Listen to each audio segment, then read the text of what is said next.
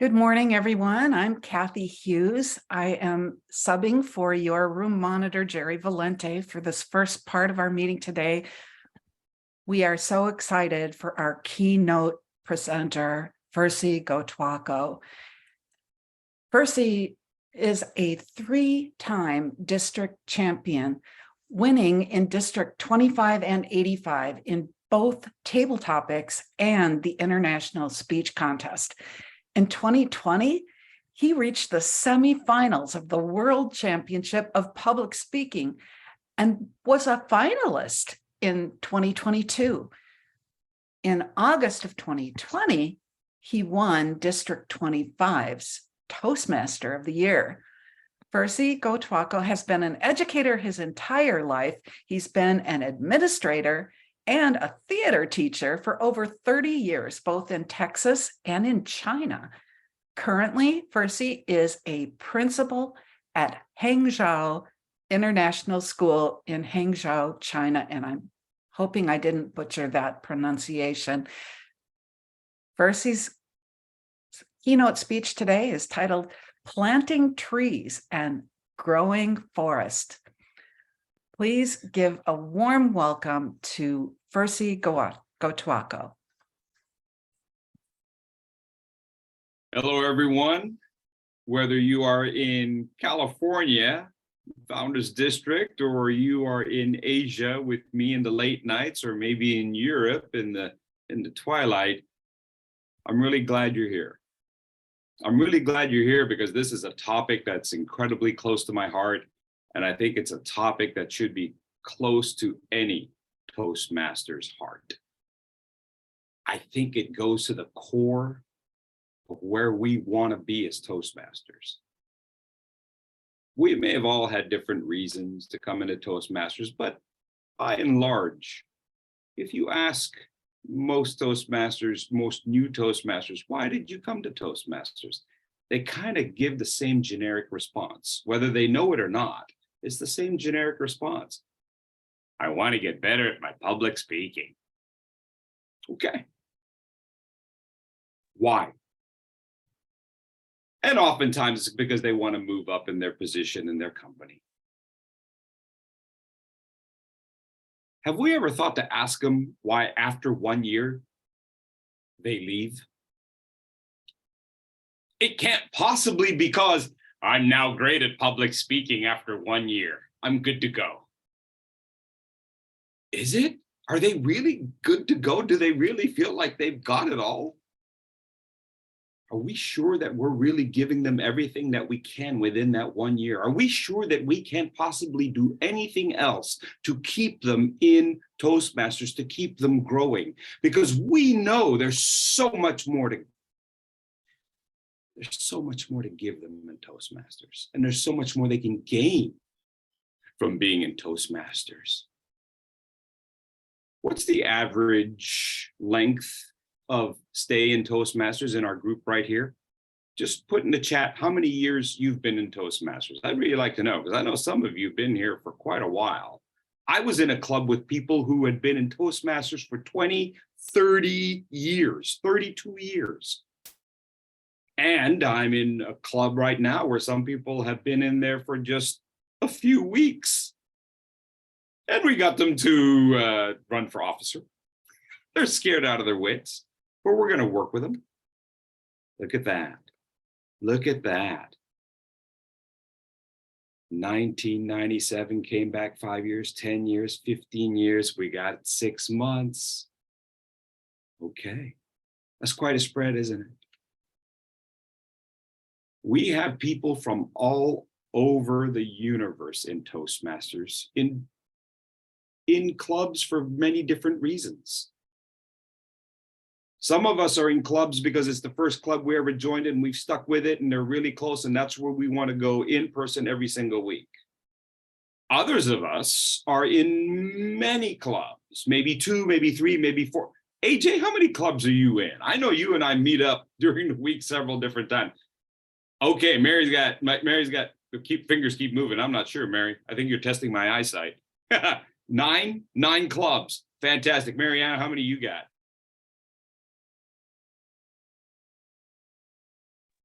Yeah, I have 4 clubs.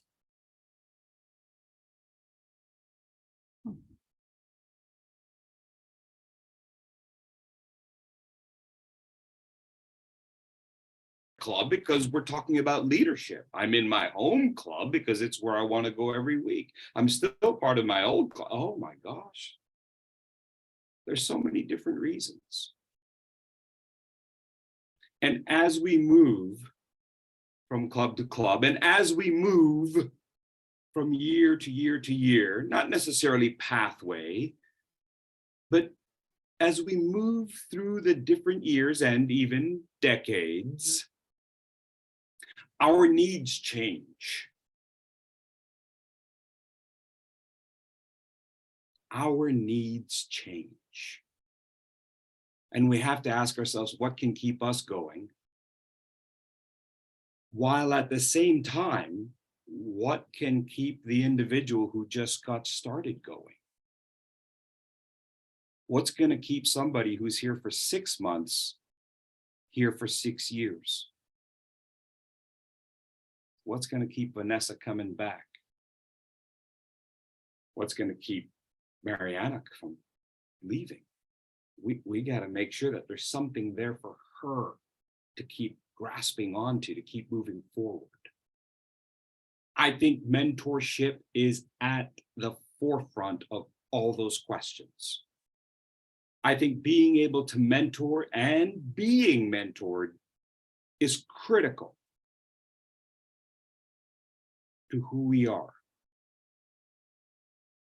I think it puts an individual face on what can be a very general and a very generic curriculum. Can we call it that? A curriculum, a program? How do we make Toastmasters individual, specific, unique to every single person? How can we make sure that we, as people who may have been here for several years, how can we make sure that we are facing our own challenges so that we can continue to grow? I was on the official international Facebook group post the other day, and I don't know who it was, but someone was saying basically what keeps me going. And they didn't know what it was that would keep them going. They felt like they'd gone through the old manuals and they'd gone through the different pathways and what's going to keep them going. And everyone had different ideas about how you could entertain yourself through the different pathways, how you could do another icebreaker, but do it differently. And you could do these projects and do it differently. And I think that's all great. I've done that myself. But there was something that nobody mentioned. I mean, they may have mentioned it by now, but at that time, I think there were 30 responses, and no one, not a single person mentioned, have you mentored anyone lately? Have you mentored anyone lately? Because the curriculum might be the same, but the mentees, the proteges, those are going to be different. Those are going to be different, and they will challenge you. I was just speaking to an individual just a little while ago. This individual had asked me to be their mentor. And she was a DTM. She's been in Toastmasters for 8 years. That's a pretty good long period of time in Toastmasters. And I said, have you ever had another mentor? And she said, no. 8 years in Toastmasters, a DTM. Never had another mentor.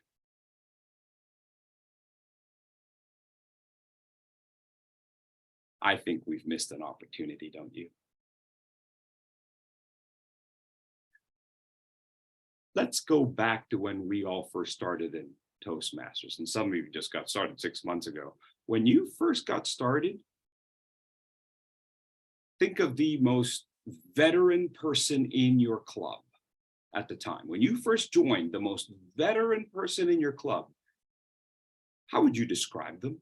1 or 2 words or 3 words if you really need. Would you put that in the chat? How would you describe that most veteran person, or the one who dazzled you the most, the one who really caught your eye and you said, wow, that person's rocking?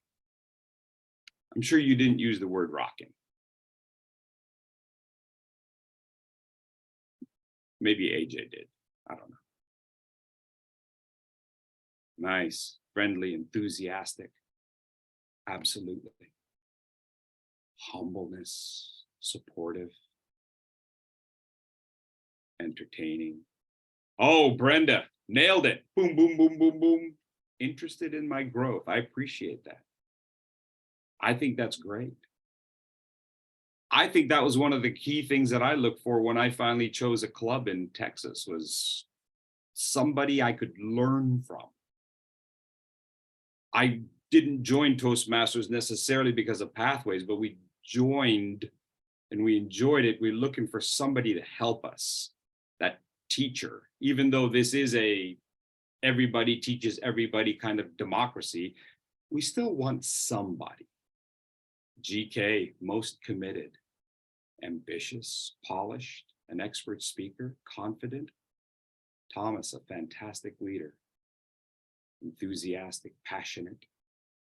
I think if we took all these words and kept them in the back of our mind as mentors ourselves, I think we've got a good start. It may not be everything, but it's a good start, because every new person that comes into our club is going to require a different word from us. We might need to be a good listener. We might need to be somebody who understands anybody. Couple of thoughts. I wish I could say that I had some brilliant reason for jumbling up the words like that. But the fact of the matter is, when it transferred over to Prezi, it got all jumbled up. So yes, I purposely made it that way because there's nothing straightforward about mentoring. There's a lot of letters going in many different directions. So that's why I did that on purpose.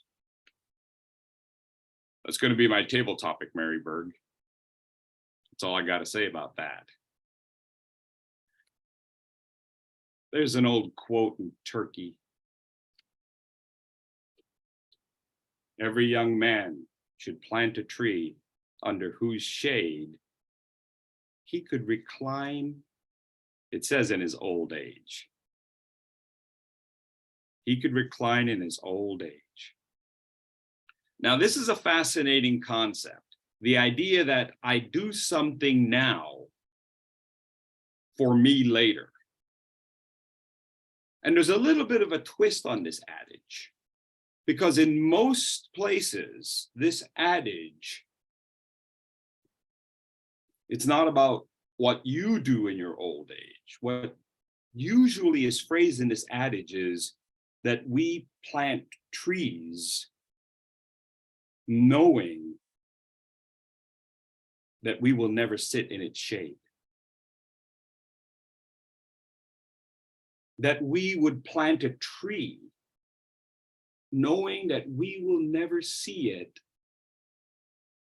or eat of its fruit.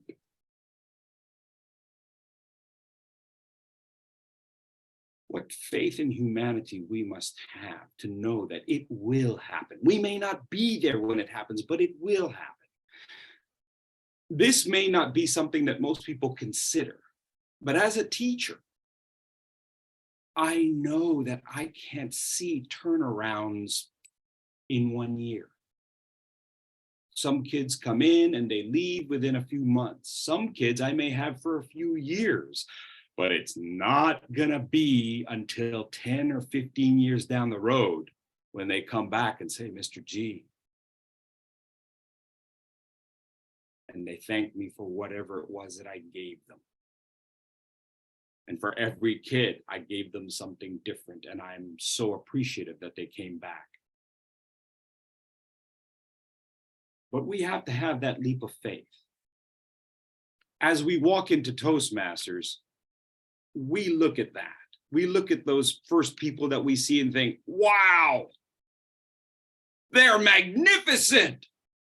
This Sylvia is magnificent. How am I ever going to be like that? Jim, I got to tell you, I've run into somebody who thought of you like that.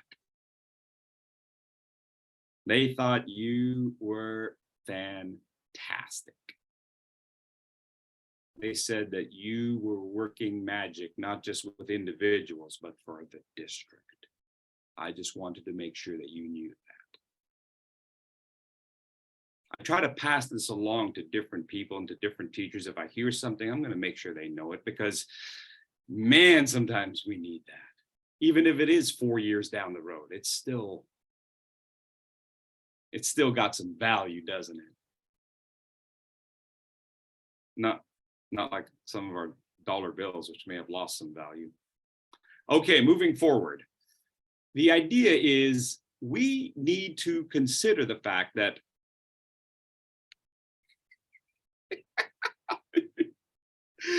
our new mentees are looking for someone to hug. They're trying to get their arms around us, right, Martin? They are trying to get our arms around us. To tell you the truth, that's still me in the red shirt trying to get my arms around AJ Heron. Every time I work with AJ, I'm like, oh my gosh, AJ, you're just amazing. I mean, she's still that big, giant, tall tree. And you know that up in all those branches, she's got like 5 people on each branch just going, oh. That's what our mentees are looking for. They're looking for someone to hug on to. And it doesn't mean that empathy is all we're going to give them. Compassion is all we're going to give them. But it's a start. I'm sure most of you are in this meeting because you have that natural inclination. But you and I both know that there are people who have been dubbed mentors, and their idea of being a mentor is, okay, I'm your mentor. Here's the TI website, never been there. You got any problems? Come ask. Otherwise, I'll see you at the meeting next week. Bye now. Bye now. Bye now. Bye now. Oh my gosh, can we really do this to people? And yet we do. I'm sad to say that, but the club that I joined here in China has very little of a program in mentoring. They do this interesting thing where they say, who would you like to be your mentor? I mean, so they got that far. Who would you like to be your mentor? And of course, who do they all choose? The bald guy. Yeah, I know. In Texas, it was the Chinese guy, but that doesn't really work as a very good descriptor here in Shanghai, in Hangzhou. They choose me, and I'm appreciative, but they choose me because of my speaking ability. I really wish, instead of saying, who would you like to be your mentor, we would find out from them what their goals are, why they joined Toastmasters. I mean, why they really joined Toastmasters. I mean, why did you really join Toastmasters? And then we choose from the mentors we have who are eligible, and they become the mentor.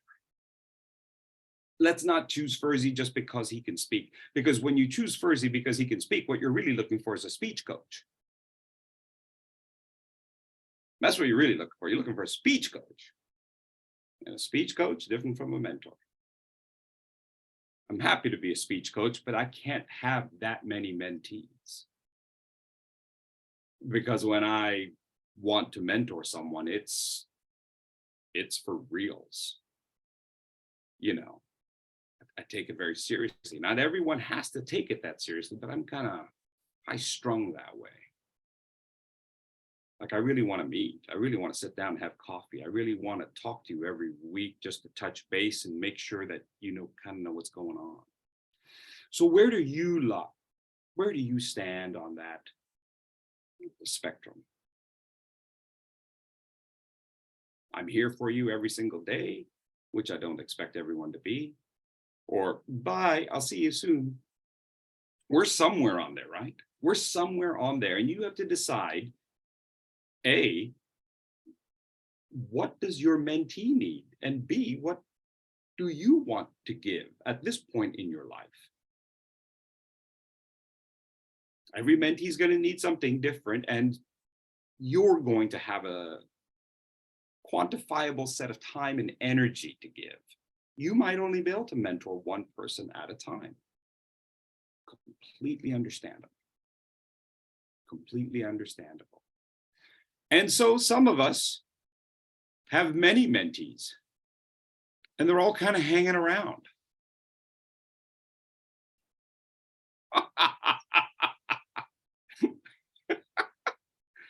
That's probably me there on the orange, hanging on to AJ. Julie, how many folks have you got hanging on to you? Teach me. I love it though. Teach me. I'm telling you, we need to be mentoring not just new members of the club, but even people who are still moving forward in their journey. So I want to make sure that we understand. I'm not just talking about members mentoring newbies. I'm talking about you're a DTM, and I have to say you're a DTM because I'm not a DTM, but you're a DTM, you're an officer, maybe even area, divisional officer. I think you should still have a mentor. I think you've got to be looking up at somebody saying, I need a little guidance here. And you're looking down at one or two or three people hanging off the branch going, I can help you. I can help you. Now, there is the Toastmaster documentation that you can use when you take the mentoring plan, the protege success plan, and you can find this. You don't need to look at this in great detail. You know where it is. And that's all fun and dandy, and you should do that. You should make sure that you have some understanding of where your proteges want to go. And they'll have an initial plan, and it all kind of looks the same. Let's just be honest. They're all going to kind of look the same. I'm going to want to do this. I'm going to want to do that. What you want to do is to keep checking back with them to see how they've revised it. How far have they thrown the next stone and to go fetch it? Because we know that after we've been in this TI thing for several years, boy, we start taking that stone and going, yeah, I'm going farther. I'm going to get to that taller tree. And the fact of the matter is, the taller the tree, the bigger the dream, right? The bigger the goal. But we can't ask some of our proteges to start dreaming big, even though they do. They come into Toastmasters going, I'm going to be a public speaker. I'm like, okay, first, let's do your icebreaker first, and then we'll get the public speaking. And that's great when they have that big dream, but some of them, they take one look at all that and they think, I'm never going to get there. And here's where we have to say something that I say to all the kids. It's not going to happen overnight. And you may be failing in those first couple things that you do. Like maybe it's your icebreaker, or maybe it's simply being timer. Oh my gosh, I can't begin to tell you how scared I was the first time I ever had to be timer. It's like, I was so distracted. I'm sitting there, timing cards, watch, oh, speech, oh, which card? Yeah, oh, okay, hi. Oh my gosh, I'm never gonna make it. But you have to tell them and remind them, those big trees, those giant 300-foot redwoods,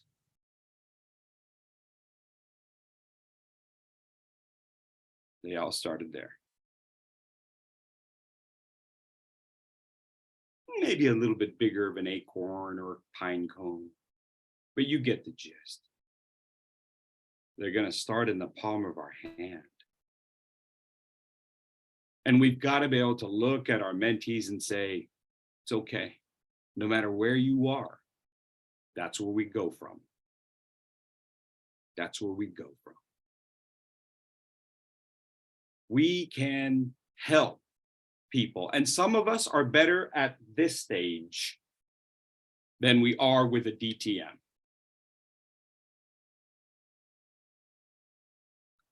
And I totally understand if as a mentor, you're not sure of whether you can handle this stage or whether you can handle DTM or handle an officer. Because the first time my mentor ever told me I should be a mentor, I kind of wigged out. I was like, no, I can't be a mentor. I've only been in Toastmasters like, a year. I can't be a mentor.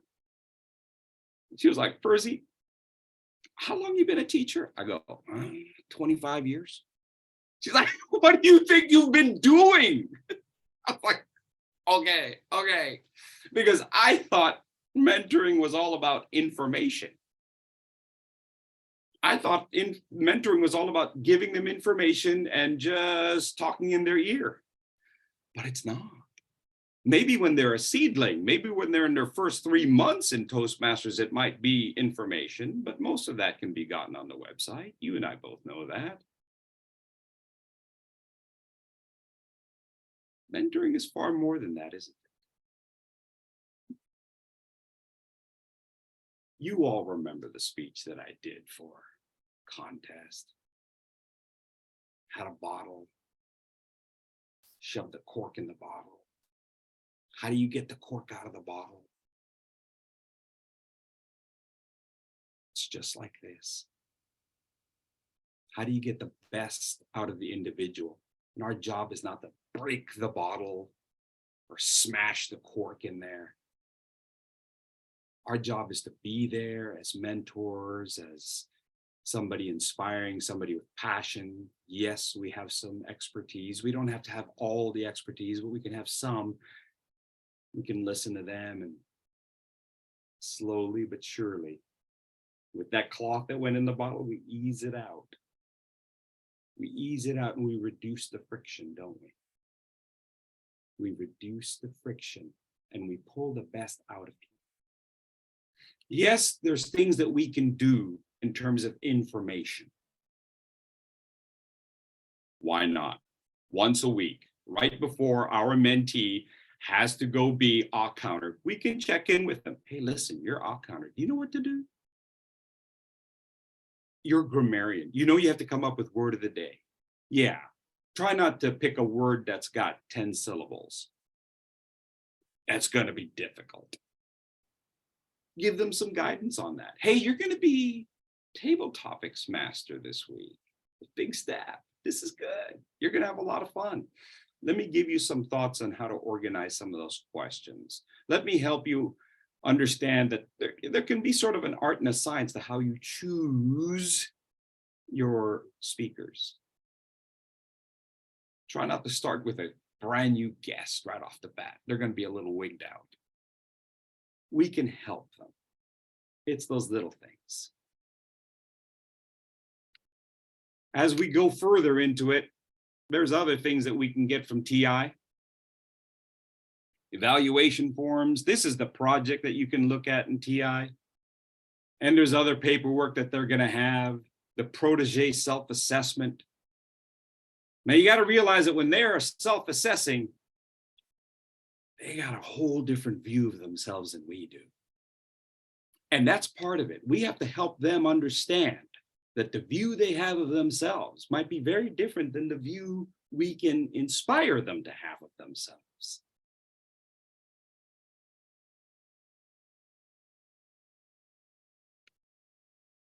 Take a look at this. What's that look like? You know, when I first saw it, I thought it was a tree trunk, you know, that had been cut off, like a tree had been chopped down, and this is the tree trunk.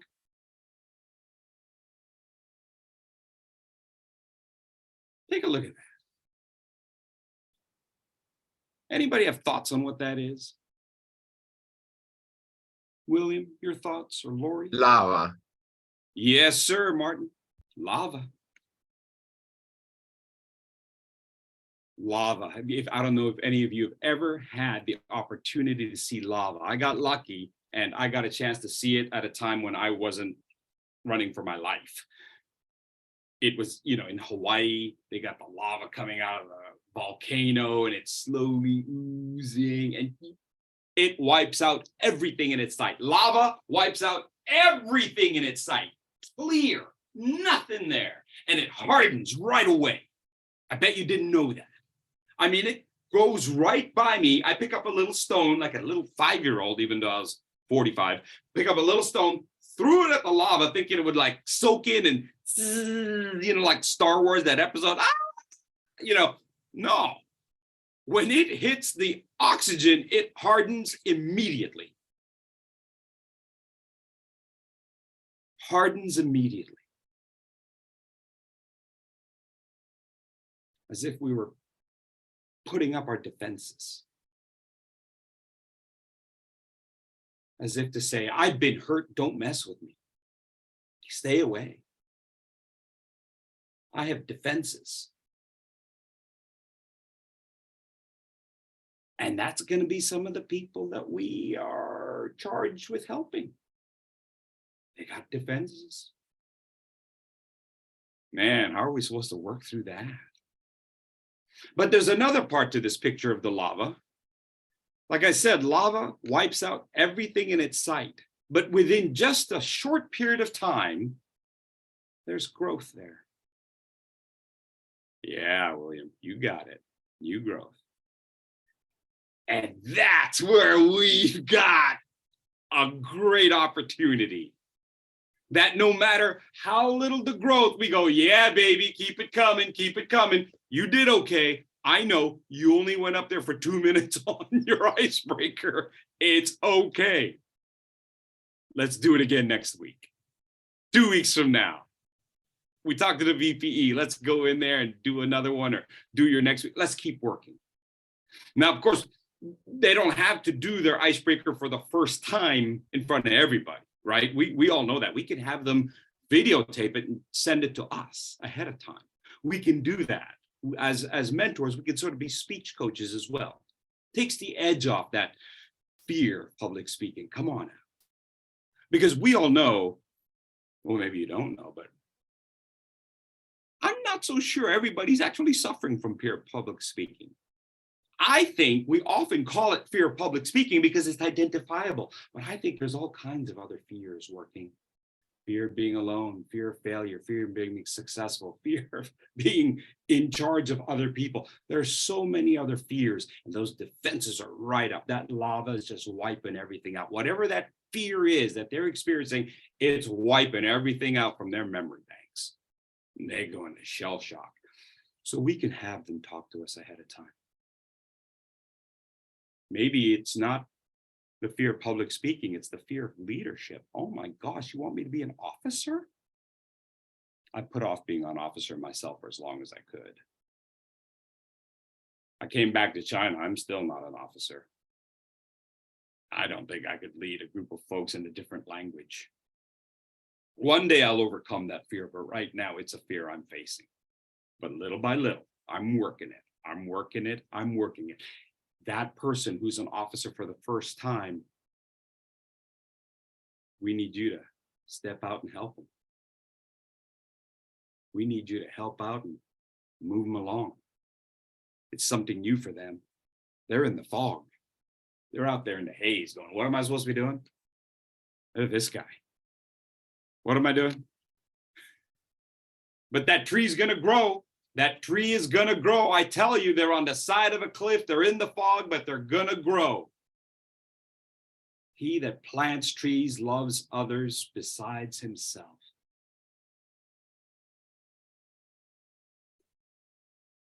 To care about that other individual and say, come on now, we can do this. We can do this.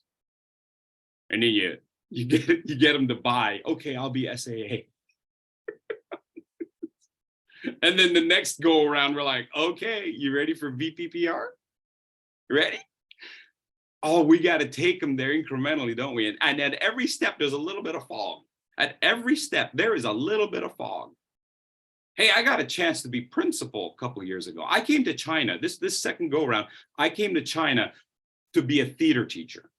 That's what I was hired to be. I'm hired to be a theater teacher. That's what I wanted to do. It was going to be an easy gig. This is great. I've done it before. Got it. Lots of years of experience.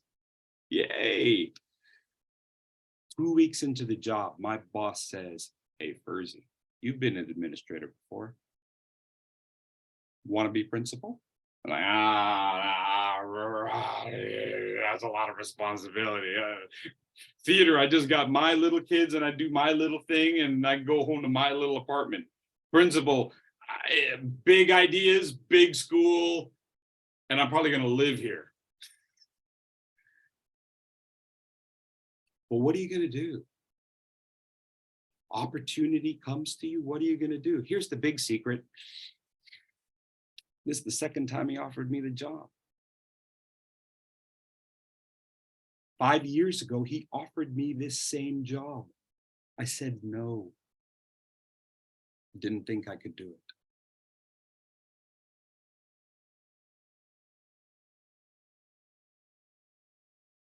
Doubt creeps in. Can't do it. Won't be able to do it. Can't do it. Fear, fear, fear, fear, fear. This time, somebody's going to offer me the job a second time. If I turn it down, how am I ever supposed to look at all of you and say, you can do it? How am I supposed to look at Kathy and say, Kathy, you can do this? It's only 1,000 people out there. Come on. How are we supposed to do that? How are we supposed to look somebody in the eye and say, hey, Martin, I need you to be an officer for this new group we got going on, this new club. Come on, man. I need you to step in, man.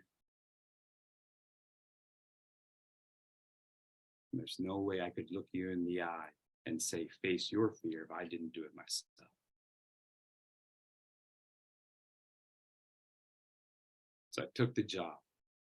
It's the worst decision I've ever made. No. It's a great job, and I am still growing into it. I'm still growing into it. Every day I get a little bit better. Every day there are things I don't know, but every day there are things I do know. And I know I can create relationships with people. I may not know the knowledge base that I need to know, but every day I am growing with the people I'm with. And as long as I keep doing that, then I know that this will follow.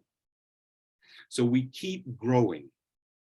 We keep planting those trees, not just the one tree, but many trees. And I work with one person, I work with another person, I work with another person, and then I get them to work with others. And pretty soon, that's how a forest grows.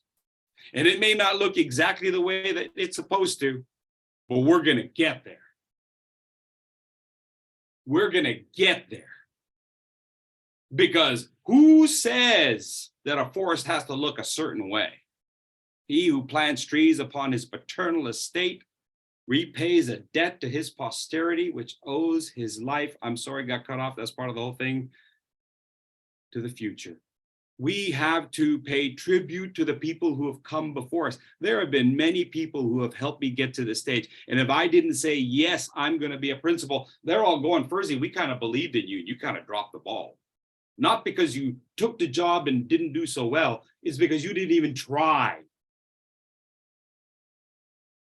So the second time around, when he said, you want the job? I was like, yes, I do.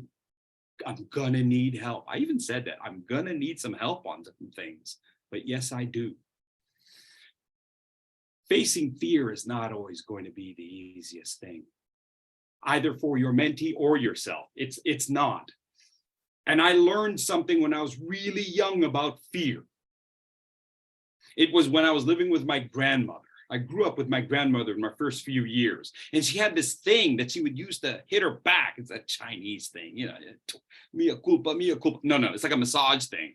And when she was gone out of the house, I'm playing with it like a kid. This is true, Christine. I'm playing it as a kid. I'm like, snap.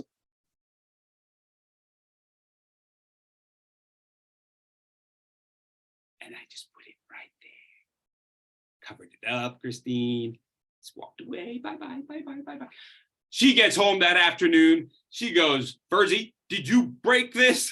I go, AJ, I'm really sorry. She goes, did you break this? And I went, no. Yeah, you all just learned something about Verzi. She goes, who did? I went, Josie. That's my younger sister. I'm 5, she's 3.5, and I just threw her under the bus. So I go get Josie. She says, bring Josie up here. So I bring Josie up there and I go back down. A couple of minutes later, Josie comes down and says, she wants to see you. And she says it just like that. She wants to see you, like you in trouble. At 3.5, she knew I was in trouble. And I go back up. She says, you broke it, didn't you?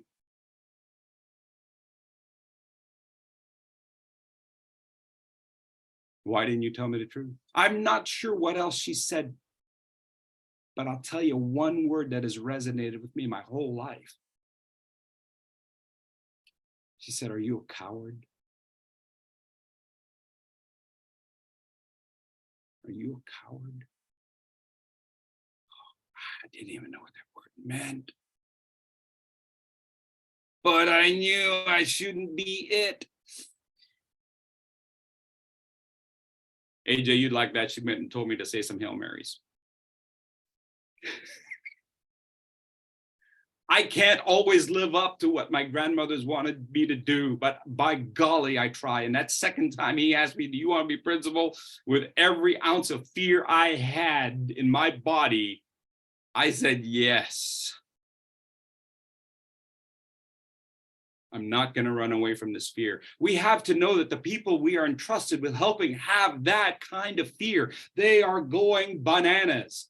And sometimes they fail along the way, but we know that success will be there if we keep encouraging them, no matter how close or how far they are. Some of these folks, we meet them every single week, so we can do that. Some of the folks we might be entrusted to encourage might be thousands of miles away.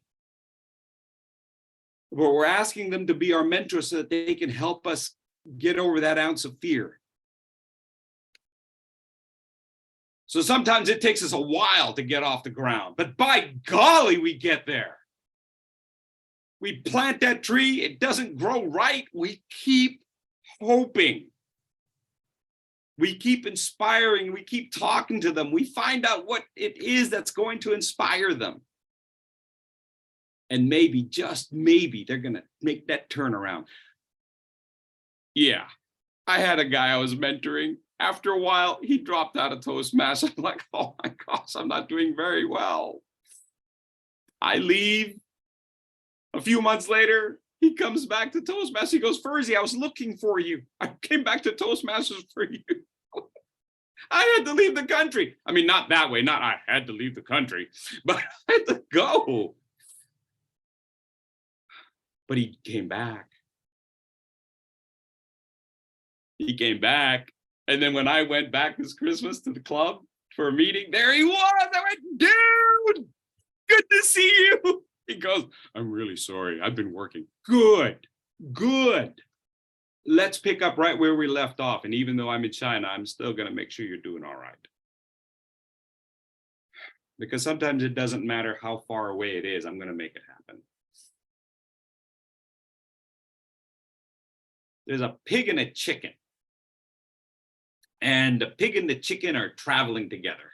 Mary's like, oh no, look at it. Look at Mary's like, not this story. There's a pig and a chicken and they're on a journey together. They wake up one morning, and the pig says, let's get something to eat. And the chicken says, okay, let's go eat over there. And the pig says, are you crazy? Look at the name of that restaurant. Ham and eggs. Chicken's like, so? Look at us. You're a chicken, I'm a pig. Ham and eggs? Chicken says, well, I'm giving something to you now. That's just it. For you, it's just giving, participation. For me, it's total commitment. I know it's a big ask, but I'm saying we can do it. we can have that total commitment to who they are, not just who they are in Toastmasters, but who they are outside of Toastmasters.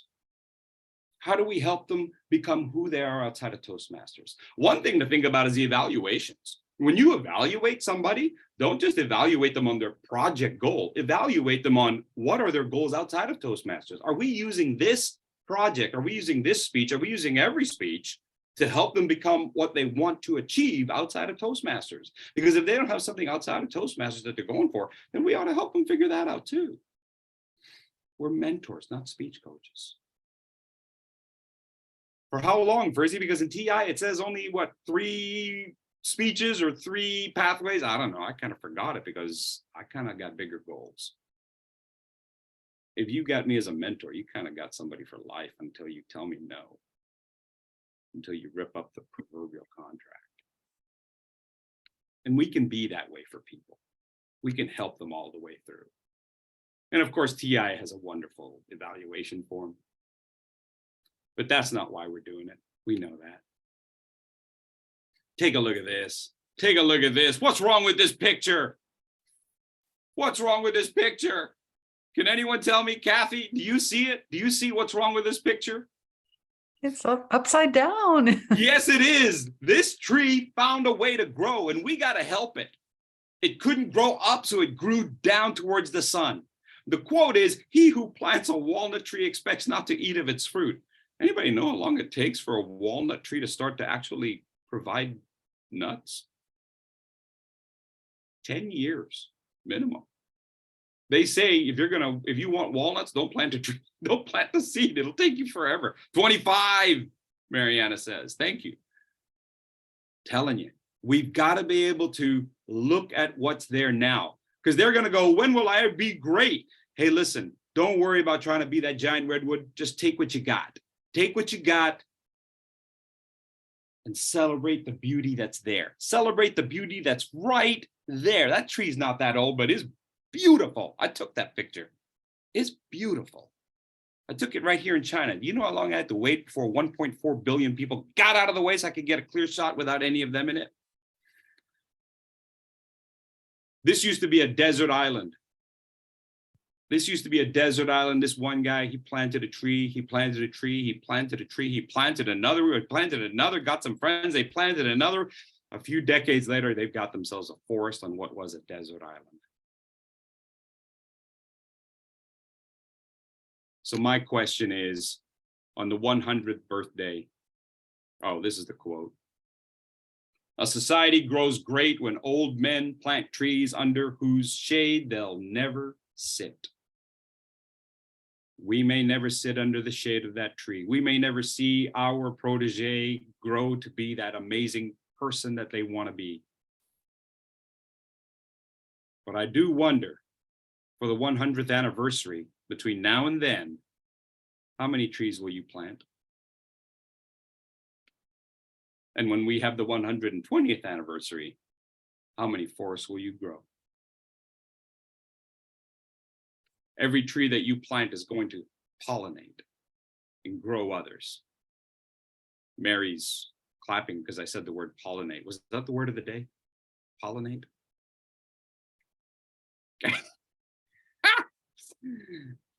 How many trees are you going to plant in a year? And how many forests will you grow in 21 years?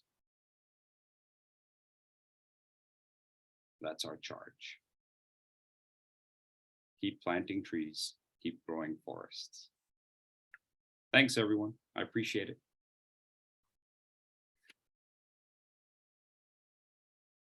Thank you, Percy. We hope you enjoyed today's session. To thank our speaker, please provide your feedback using the link in chat.